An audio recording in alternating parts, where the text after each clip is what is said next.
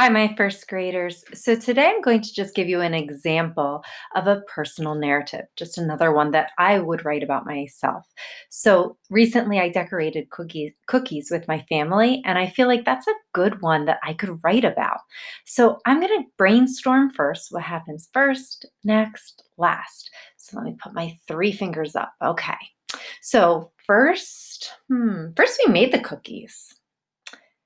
Next, I decorated the cookies. Last, oh, there's a big mess. Last, I cleaned up my kitchen. There's a big mess. Okay, so let me think that through again. I made cookies. We decorated the cookies. I cleaned up. Okay, I think I'm ready to write it down. So now I'm going to go into my document. Here's my first. So I'm going to click here, and then I'm going to start typing. So my first thing I said was I made cookies. So now I'm going to type that down.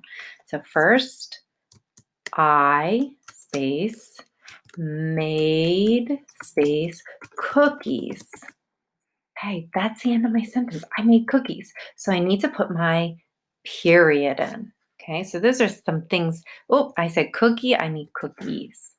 Those are things you want to look for as you're doing your writing. You want to check and make sure you have them.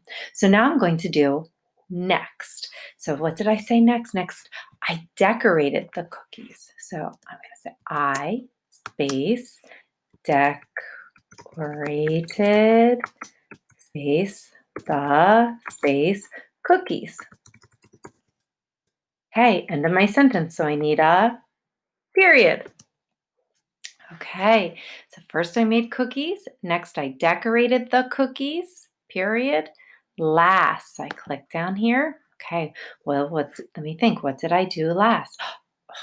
I cleaned up. So last, I cleaned up the there's a big mess in the kitchen.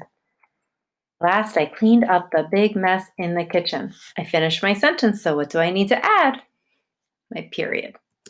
Okay, so I have my first, next, last. I'm going to reread to make sure it makes sense. First, I made cookies. Next, I decorated the cookies.